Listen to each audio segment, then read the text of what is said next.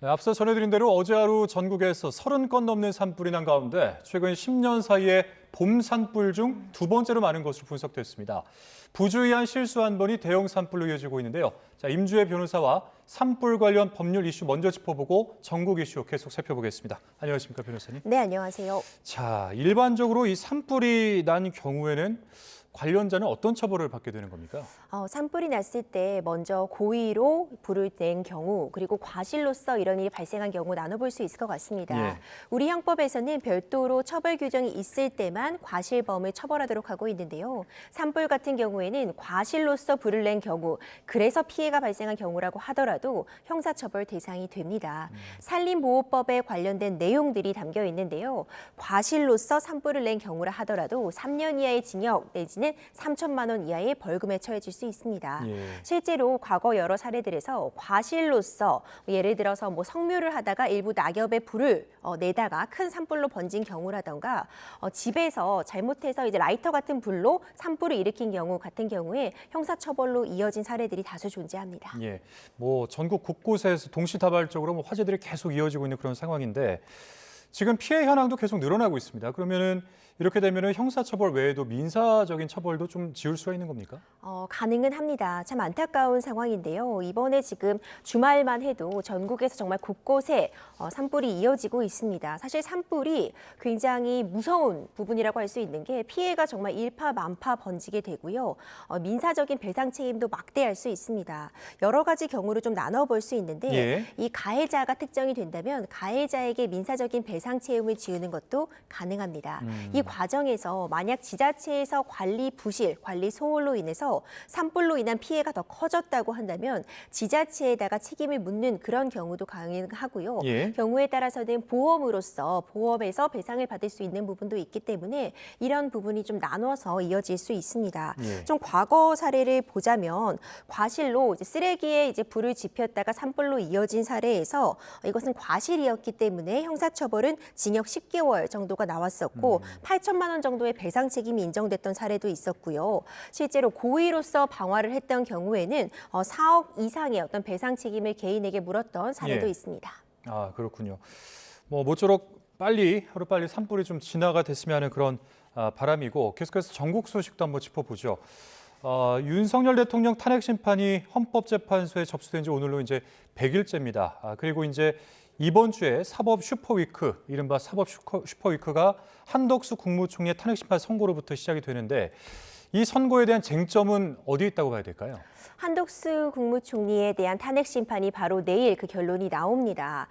이 경우에 사실 쟁점은 크게 보자면 두 가지로 나눠볼 수 있는데요. 한덕수 총리가 총리일 당시의 사유, 그러니까 각종 이 비상계엄 선포 관련해서 공모를 했다는 혐의, 이런 부분들은 총리 당시 일대의 사유로 볼 수 있고요. 예. 그 이후에 대통령의 권한 대행일 때 문제가 되는 사유들, 각종 특검법에 대해서 거부권을 행사하는 부분이라던가 아니면 헌법재판관 그런 후보자에 대해서 임명을 하지 않은 부분, 이렇게 좀 쟁점을 나눠볼 수 있습니다. 예. 여러 가지 쟁점들이 지금 이 탄핵의 인용이냐 기각이냐를 가르는 데 쟁점이 되고 있고, 한 가지 더 사실상 한덕수 탄핵 심판에서 좀 쟁점으로 꼽을 만한 부분은 과연 탄핵의 의결 정족수를 넘었는가 부분입니다. 예. 이것을 대통령의 권한 대행이기 때문에 대통령 탄핵의 의결 정족수를 충족해야 된다고 본다면 3분의 2 이상, 그러니까 200명의 찬성이 있었어야 됐고요. 만약 이 당시 이 총리의 지위를 본다고 한다면은 과반수 150명만 넘으면 되는데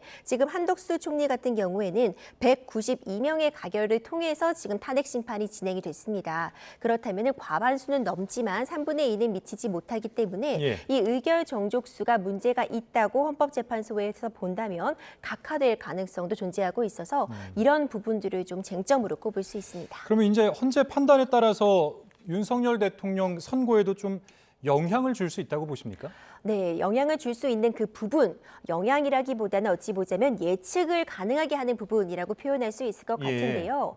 이 12.3 비상계엄 선포 과정에서 공모했다는 혐의 역시 한덕수 총리의 탄핵 사유로 기재되어 있기 때문에 이 내용에 대한 판단을 헌법재판소에서 한덕수 총리에 대해 한다면 이 부분, 이 비상계엄 선포의 위법성이라던가 아니면 한덕수 총리가 공모했다라는 취지의 내용이 담기게 된다면 이것이 윤석열 대통령 탄핵 심판의 결론에도 일정 부분 동일하게 이 논리가 적용될 거기 때문에 윤석열 대통령 탄핵 심판의 결론을 예측하게 할 수 있는 부분이 될 수 있다. 이렇게는 볼 수 있습니다.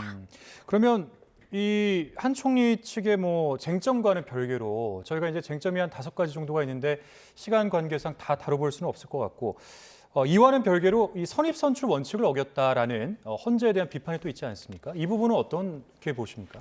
우리가 이제 선입선출이라고 한다면 먼저 들어온 건부터 처리해야 한다라는 원칙으로 볼 수 있습니다. 네. 그러니까 일반적인 경우라면은 당연히 먼저 들어오게 되면은 뭐 변론을 준비하는 기간이라던가 아니면은 평의를 거치는 기간 같은 부분들이 더 오래 주어졌기 때문에 먼저 결론에 도달할 수 있다는 부분은 합리적인 해석으로 보여집니다. 하지만 사안마다 경중이라는 것이 존재는 합니다. 그러니까 먼저 들어왔다고 해도 그 쟁점들이 굉장히 복잡하다거나 아니면 토의할 부분이 많다고 한다면 먼저 들어왔어도 더 늦게 판단이 내려질 수는 있습니다. 특히 헌법재판 같은 경우에는 워낙 그 사회적 파장, 사회적으로 미친 영향력이 막대하기 때문에 네. 반드시 선입선출 원칙을 지켜야 된다고 볼 수는 없고요. 그런 부분들이 법적으로도 명시되어 있지는 않습니다. 다만 지금 비판이 제기되는 그런 측면은 윤석열 대통령에 대한 탄핵 심판을 가장 최우선으로 심사를 하겠다고 하고 변론도 비교적 굉장히 신속하게 진행이 되었는데 지금 선고까지 걸리는 시간이 길어지다 보니까 왜 한덕수 총리 선고부터 먼저 하냐 이런 지금 비판이 가해지고 있는 것으로 보이고요. 다만 확실한 부분은 지금 최재해 감사원장이나 검사 3인에 대한 탄핵 선고가 먼저 있었던 것처럼 지금 선입선출 원칙이 지켜진다기보다는 평의가 동시다발적으로 진행이 되다가 먼저 결론에 도달하는 건부터 선고를 하고 있다고 보여집니다.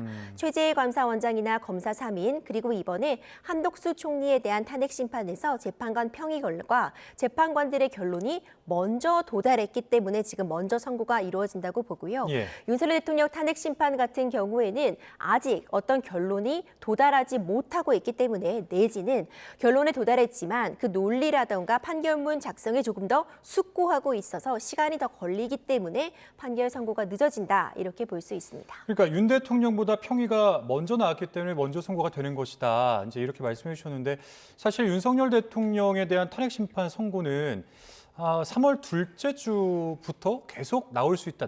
이게 이런 전망이 있었잖아요. 근데 지금까지도 안 나오고 있는, 그러니까 다시 말해서 헌재가 이렇게 장고하고 있는 그 배경에는 뭐가 있을까요? 그렇죠. 사실 예측이 계속 빗나가고 있습니다. 뭐 이번엔 나올 것이다, 이번엔 나올 것이다 했는데 계속해서 예측이 빗나가고 있는데요. 예. 결국 장고하고 있다 이렇게 평가할 수 있습니다.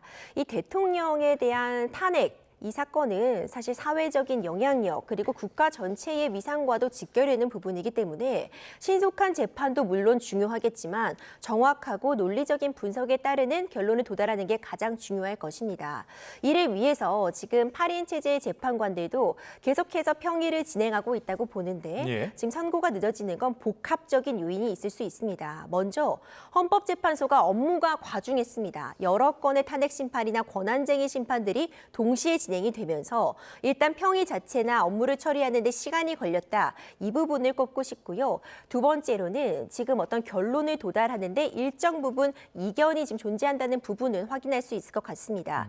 그렇기 때문에 적어도 이 사회적인 파장력을 고려해서 만장일치의 결론에 도달하기 위해 평의를 좀 진행하고 있는 것이 아닌가 이런 추측은 좀 조심스럽지만 해볼 수 있을 것 같고요. 물론 반드시 만장일치가 이루어져야 되는 것은 아니기 때문에 재판관들의 숙고를 거치고 난 후에 어느 정도 결론에 도달하게 된다면 표결을 진행하고 판결문 작성을 일어날 것이다. 그렇기 때문에 아주 많은 기간이 더 남지는 않고 최소한 이 4월 18일이라는 또 기간이 있습니다. 남은 이 두 재판관들의 퇴임 전에는 결론이 날 것이고 3월 안에는 아직까지는 조심스럽지만 결론을 내지 않을까 이렇게 예측을 하고 있습니다. 네.